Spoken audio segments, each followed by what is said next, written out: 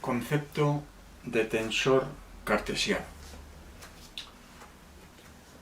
Un tensor cartesiano es un ente matemático cuyas componentes pueden ser números o funciones.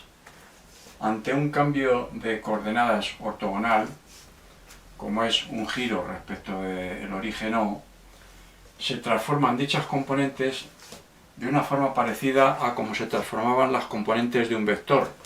Si nosotros teníamos que el vector v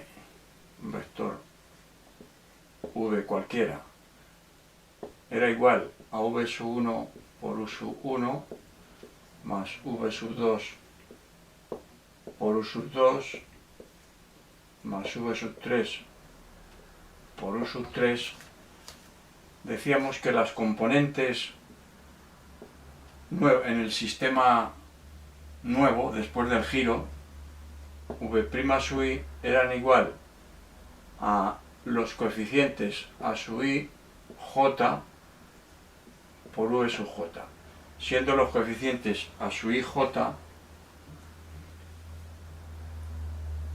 los productos escalares de los versores nuevos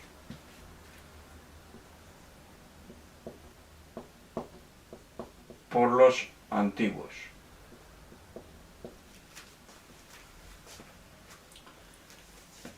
Pues bien, podemos considerar al vector como un tensor de primer orden.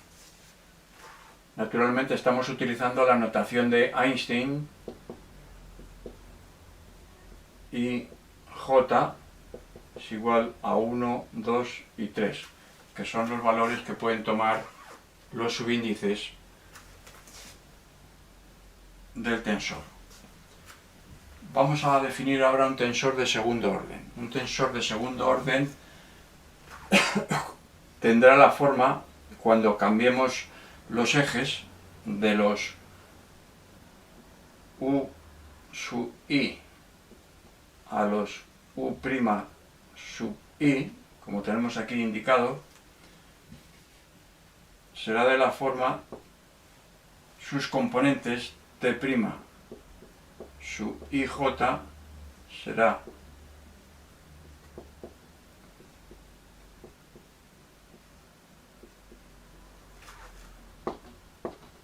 los productos de dos coeficientes, porque es de segundo orden. El número de orden indica el número de coeficientes que multiplican a las componentes antiguas para obtener las nuevas. Esto representa la suma en K y la suma en L, que son los índices que se repiten, desde K igual a 1 hasta K igual a 3 y desde L1 igual a 1 a L igual a 3, de A sub i K por A sub JL por T sub KL. Vamos a poner un ejemplo de tensor de segundo orden. Es el que se obtiene multiplicando las componentes de un vector v por las componentes de un vector s, cada una de las del vector v por cada una de las del vector s, mediante lo que llamamos un producto tensorial, que es multiplicar componente a componente de los dos entes. En este caso son dos vectores. El vector s tendrá de componentes s sub 1 por u sub 1 en el sistema anterior al giro,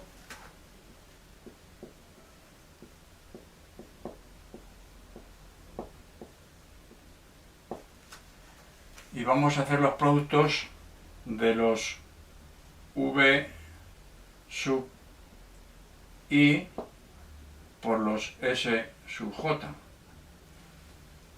Estos productos, si los ordenamos de una forma matricial, serán v sub 1 por s sub 1. Vamos a poner en la primera fila los de v sub 1. v sub 1 por s sub 3. En la segunda fila los de v sub 2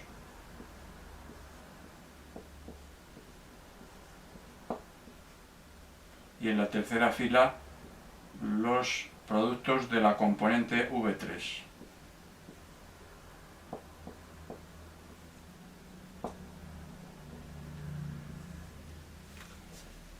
Estas componentes naturalmente están en el sistema antiguo, en el primero, antes del giro, en el sistema U sub I.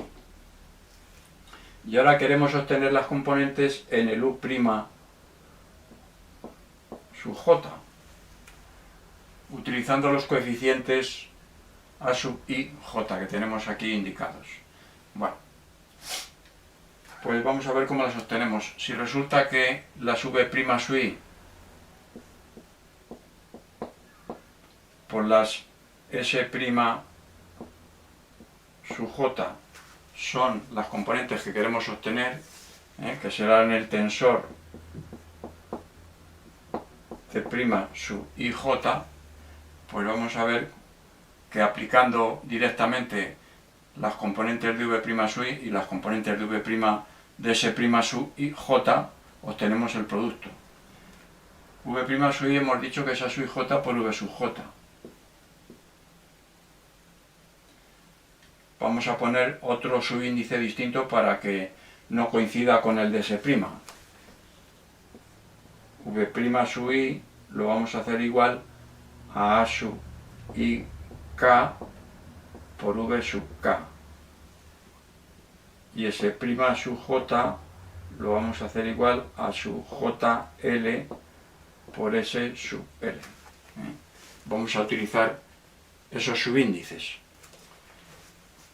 Pues resultará que V' sub I por S' sub J, que es el T' que tenemos por aquí, y J, este será las componentes del T',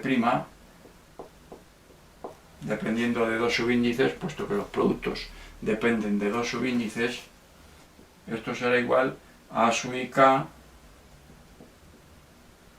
por A sub JL por V sub K y por S sub L.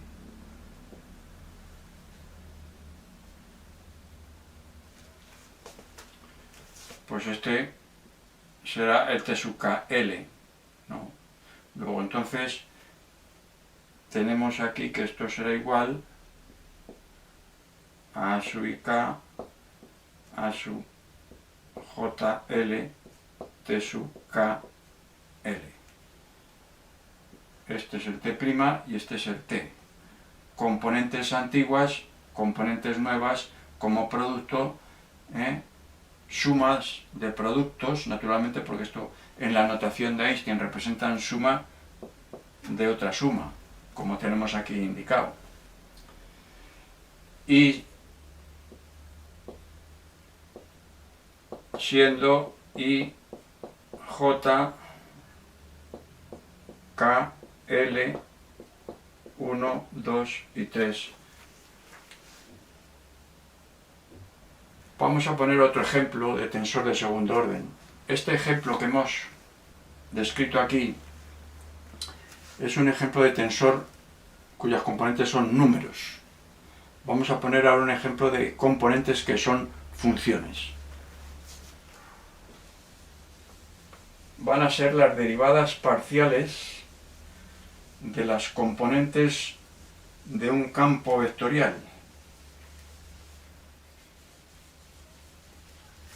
Tenemos aquí un campo vectorial F, que en cada punto, poniendo las coordenadas antiguas antes del giro, va a ser F igual a F sub 1, naturalmente función de las coordenadas del punto en donde esté aplicada el F, más F sub 2, también función de las tres coordenadas, por U sub 2, más F sub 3 por U sub 3, versores unitarios antiguos. Pues bien, las derivadas parciales de cada una de las componentes respecto de las variables en el sistema antiguo serían las variables independientes o coordenadas de punto.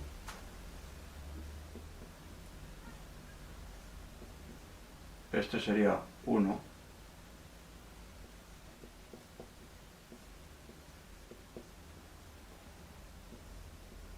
La de la componente F2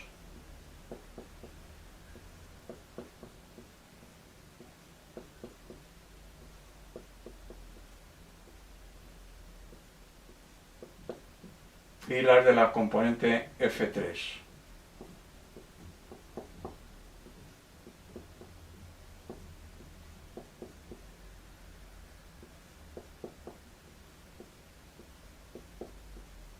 Esto está agrupado en forma matricial.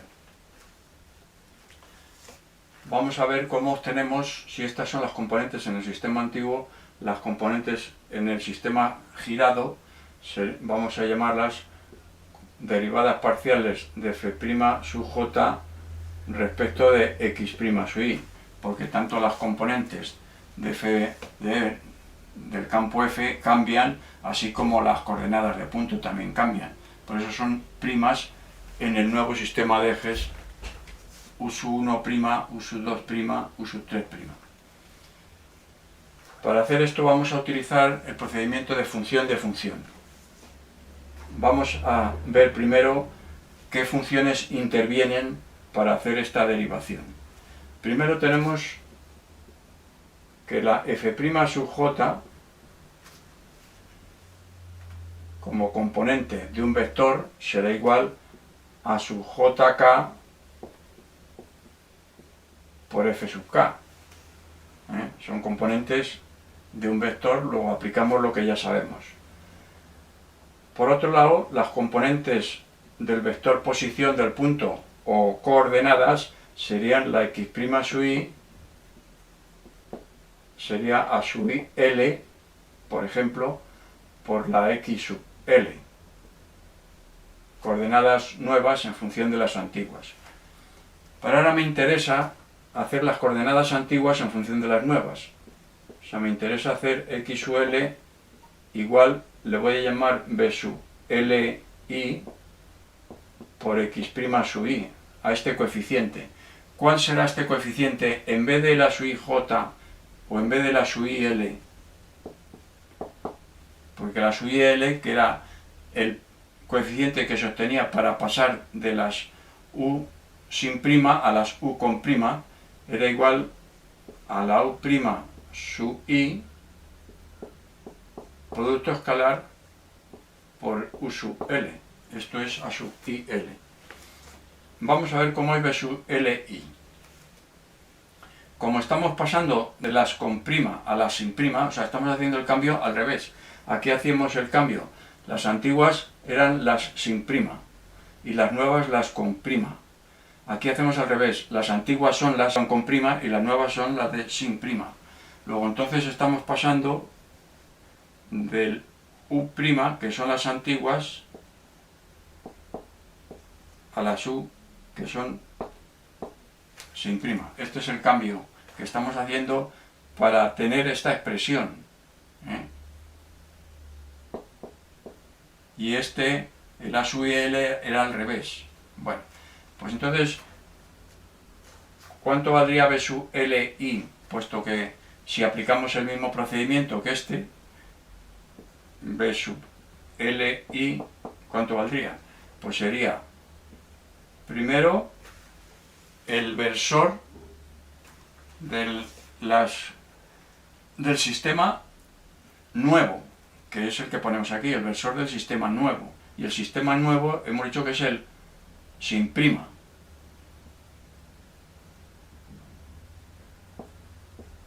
Producto escalar por el sistema antiguo, que es el de con prima. Ahora estamos haciendo el cambio al revés. Sub i. Segundo subíndice, primer subíndice, igual que aquí. Bueno, pues si vemos B sub Li y A sub L vemos que son iguales, porque ¿cuánto vale A sub L? U' sub I escalar U sub L, y aquí tenemos U sub L escalar U' sub I. Como en un producto escalar el orden de los factores no importa, luego resulta que A sub I L es igual a B sub L I. Luego aquí puedo sustituir B sub Li por A sub I L.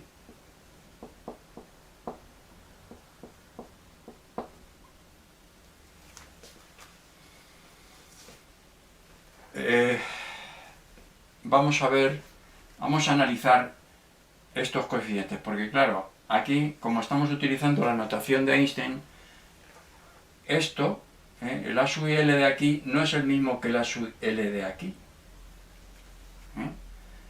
Que parezca, aunque la escritura sea idéntica, hay algo que no es idéntico, y es que el índice que se repite aquí es el I, mientras que aquí el que se repite es el L.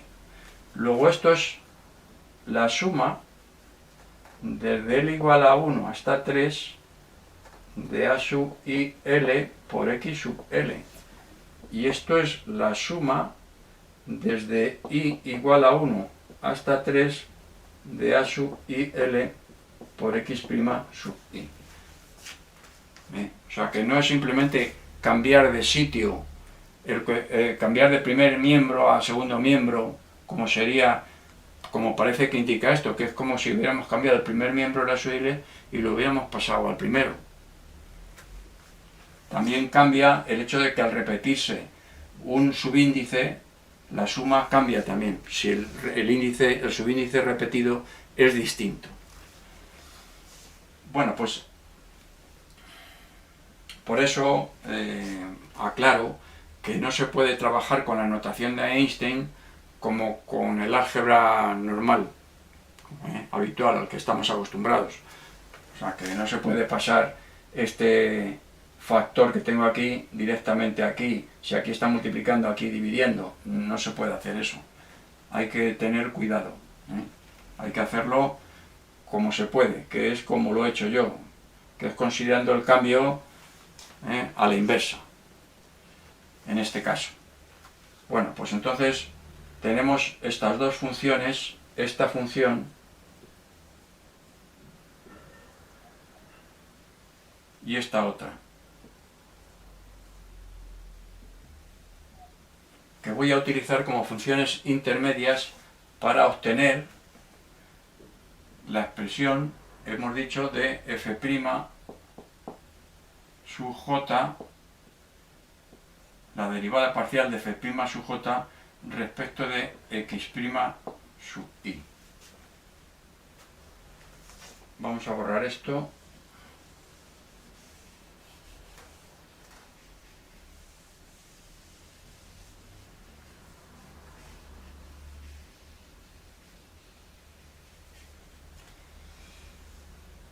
Y vamos a aplicar lo que acabo de decir. Lo que acabo de decir es que vamos a hacer esta derivación parcial como función de función. Igual que hacíamos en el primer tema, cuando hablamos de la derivada de una función de función como producto de derivadas de funciones. O sea, si yo tenía una función f igual a f de t y t igual a t de x, para hacer la derivada, porque en definitiva f es función de x, para hacer la derivada de f respecto de x, lo hacía a través de las derivadas de t y de la de t respecto de x. Eso cuando eran derivadas totales. Cuando son parciales, el procedimiento es el mismo. La única diferencia con la parcial respecto a la total es que derivo solo respecto de una variable considerando constante a las demás.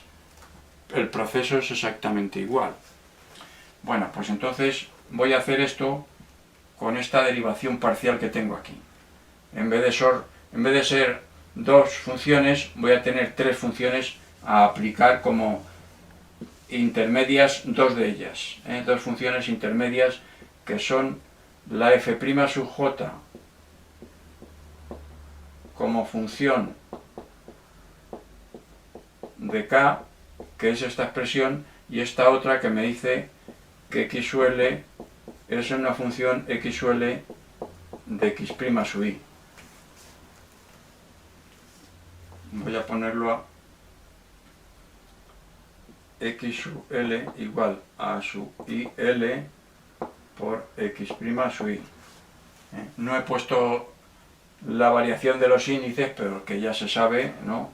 El L y el I en ambos casos varían de 1, 2, 3. Y L es igual a 1, 2, 3 en esta, y en esta, pues J y K lo mismo. Varían como se indica ahí, ¿no? Bueno, pues entonces estas dos funciones que tengo aquí, esta y esta, son las que voy a aplicar para hacer esta derivación. Voy a derivar la f' sub j primero respecto de fk, puesto que es función de fk. Después la fk la voy a derivar respecto de xl, que son las componentes antiguas. Derivada parcial de fk respecto de xl, está claro que son las componentes antiguas. Y luego voy a hacer la derivada de xl respecto de x' sub i. Como se ve, es parecido a lo que hicimos antes con las derivadas totales. Ahora son tres derivadas y son parciales, pero el proceso es prácticamente el mismo. ¿Cuánto vale derivada de f' sub j respecto de fk? Pues si utilizo la función, esto es a sub jk.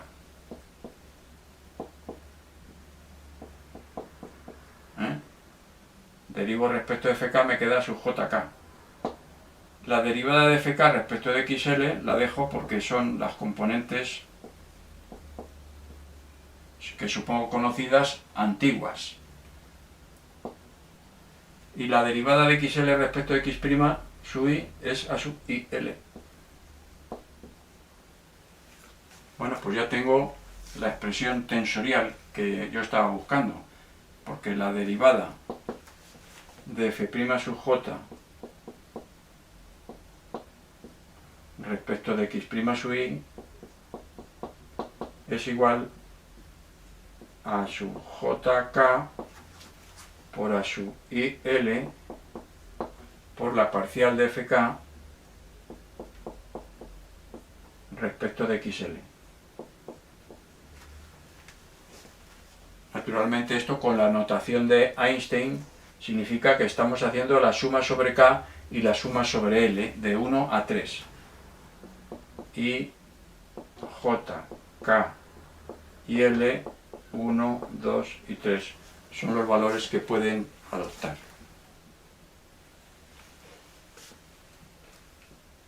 Bueno, estos son funciones, como dije antes. Más tensores de segundo orden, algún otro, pues hay bastantes más. Vamos a poner algún otro ejemplo de tensor de segundo orden, como es el siguiente. Es el tensor de tensiones, o tensor elástico. Tensor elástico, que es un tensor que se obtiene a partir de las tensiones a las que está sometido un sólido. Para verlo, vamos a poner esta figura.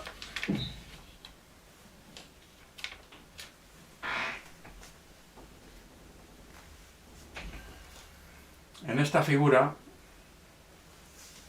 lo que tenemos indicadas son las tensiones que hay en cada cara de esta parte de un sólido, en el que tenemos tres planos coordenados y tenemos otro plano inclinado respecto de esos tres. Cada plano coordenado tiene una tensión T sub 1, T sub 2, T sub 3, que en mecánica de sólidos la tensión se entiende como una fuerza por unidad de superficie. para obtener una fuerza F, yo tengo que multiplicar una tensión por una superficie. Si no, no tengo fuerza. Bueno, pues vamos a ver cómo estas componentes de cada una de las tensiones de las caras de los planos coordenados, según los tres ejes, constituyen un tensor de segundo orden también. El sólido, limitado por las cuatro caras del tetraedro este que estamos aquí dibujando, si está en equilibrio, las fuerzas sumadas, todas las fuerzas que son vectores que actúan sobre el sólido, tienen que dar una resultante nula, porque si dieran una resultante distinta de cero, el sólido se movería, tendría una aceleración en la dirección de la resultante, cosa que no ocurre. Estamos hablando de un sólido en equilibrio. Luego, entonces, ¿qué ocurre? Que en la tensión T sub 1 de la cara esta del plano x2, x3, que tiene un área que vamos a llamar S sub 1, dará la fuerza total sobre esta cara, más la tensión T sub 2 por el área S sub 2 sobre esta otra cara, más la tensión T sub 3 por S sub 3 más T sub L, que es la tensión en el plano inclinado, por su superficie que vamos a llamar S. Esto ha de ser cero, nulo, debe ser una resultante nula.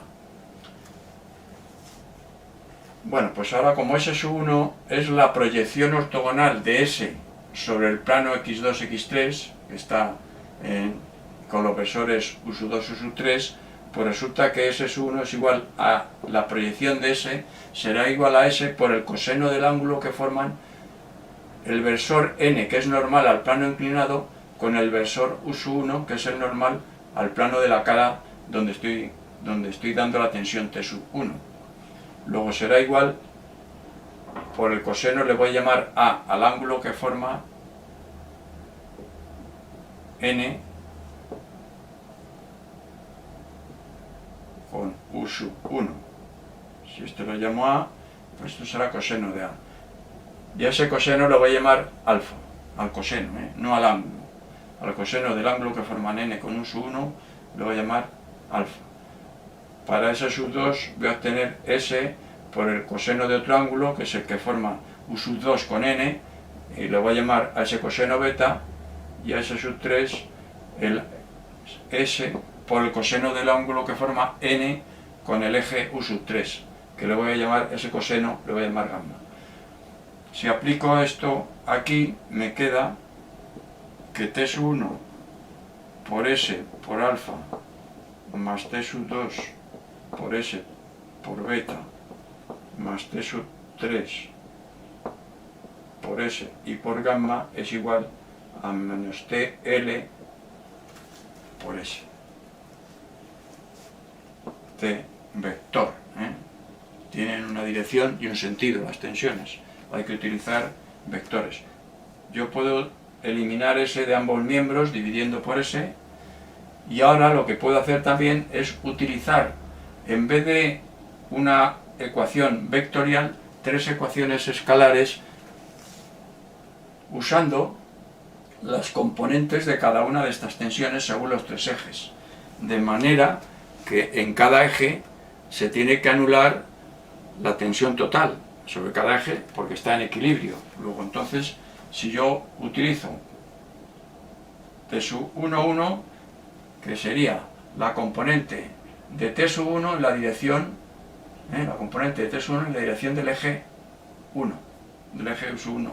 Luego T sub 1, 1 por alfa, más T sub 2, 1, que sería la componente de T sub 2 en la dirección del eje 1, por beta, más T sub 3, 1 por gamma, sería igual a la menos TL sub 1, siendo la TL sub 1 la componente de la tensión en el plano inclinado sobre el eje 1. Ahora sobre el eje 2 sería T sub 1, 2 por alfa más T sub 2, 2 por beta más T sub 3, 2 por gamma igual a menos T, L sub 2. Y ahora la T sub 1, 3 por alfa más T sub 2, 3 por beta más T sub 3, 3 componentes sobre el eje 3 menos T, L, 3. Bueno, pues este sistema de ecuaciones me permite obtener la tensión en el plano inclinado conociendo las componentes de las tensiones en cada uno de los planos coordenados. Esto se supone que es un elemento infinitesimal, o sea que el plano inclinado pasa teóricamente por el origen O, o sea que yo calculo la tensión en un plano inclinado conociendo las tensiones en los tres planos coordenados. Bueno, pues estos T sub 1, 1, estas componentes de las tensiones, T sub 2, 3,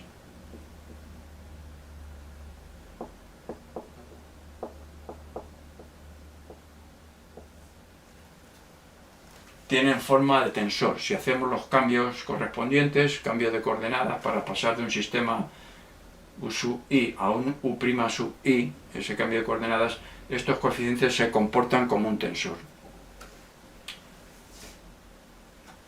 Otro tensor también bastante utilizado es el tensor eléctrico. En un cristal, generalmente, cuando aplicamos un campo eléctrico, la intensidad que circula en ese cristal no coincide en dirección y sentido con el eje E, cambia. En un sólido amorfo sí, pero en un cristal, salvo que sea una dirección privilegiada, como hay tres direcciones principales en el cristal, en las que el campo E y la intensidad I coinciden en dirección y sentido, pero en el resto, en cualquier otra dirección que no sea de esas principales, no coinciden. Pues resulta que si yo descompongo la intensidad, el vector intensidad, en I sub 1 por U sub 1, más I sub 2 por U sub 2, más I sub 3 por U sub 3, y el campo eléctrico también, en E sub 1 por U sub 1, más E sub 2 por U sub 2, más E sub 3 por U sub 3, el elemento que me relaciona E con I, ese elemento es un tensor que tiene también 9 componentes por 3 elevado a 2, 9 componentes, y que se comporta como un tensor. Es un tensor un tanto especial. ¿Por qué digo que es un tanto especial? Porque lo que hace no es un cambio de ejes como tenemos aquí. Aquí cuando hacemos una transformación de ejes, lo que hacemos es mantener. Si yo tengo un vector aquí, V, yo mantengo el vector V, que no se modifica. Lo que estoy modificando son los ejes. Pero aquí, este tensor que yo estoy definiendo, lo que me hace es transformar el vector E en el vector I. O sea que vamos a escribirlo para que se vea.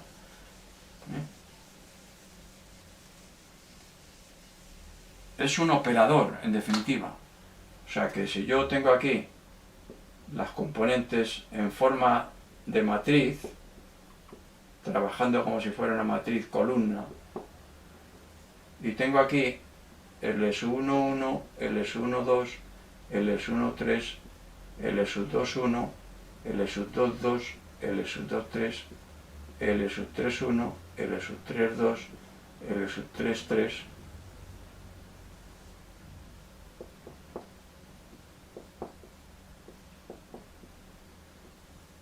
Si yo hago la operación que me indica esta matriz, que es filas por columnas, obtengo el I sub 1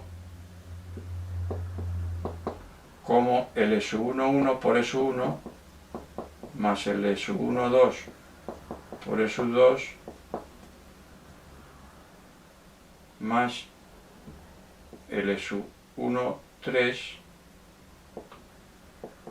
por E sub 3, igual o de forma parecida a L sub 2 y L sub 3. Bueno, pues estamos transformando un vector en otro a través de esta matriz de transformación. Bueno, pues estos componentes, L sub 1, 1, 1, 2, 1, 3, etc., tienen también carácter de tensor de segundo orden. Se transforman en un cambio de ejes ortogonal de la misma manera que un tensor. Bueno, y ya la ampliación a tensor de tercer orden es sencilla. Sería, en vez de utilizar dos coeficientes, el T' sub i, j, k en los nuevos ejes sería igual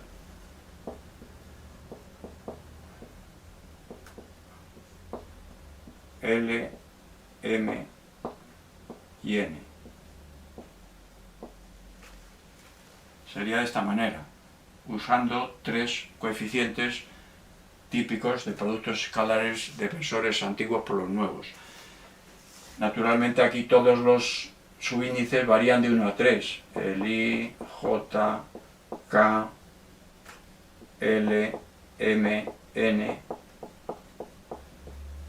Pueden tomar esos tres valores. El número de sumandos que interviene para calcular T' sub i sería 3 elevado a 3. El número de componentes del tensor también sería 3 elevado a 3, 27. Y el número de coeficientes son 3, por ser de tercer orden. Y de allá me queda pues extenderlo a orden n. Tensor cartesiano de orden n, pues en vez de 3 coeficientes serán n coeficientes, n factores, y 3 elevado a n componentes. O sea, T' sub i, j, k, n será igual a sub i, a sub j, a sub k, puntos suspensivos, hasta n factores, por T sub P, Q, R, hasta S. Y aquí tendría que poner el P, el Q, el R y aquí el S. Estos serían los subíndices que se repiten, por lo tanto sería suma, etcétera, más sumas con los índices que se repiten P, Q, R, S, así hasta N.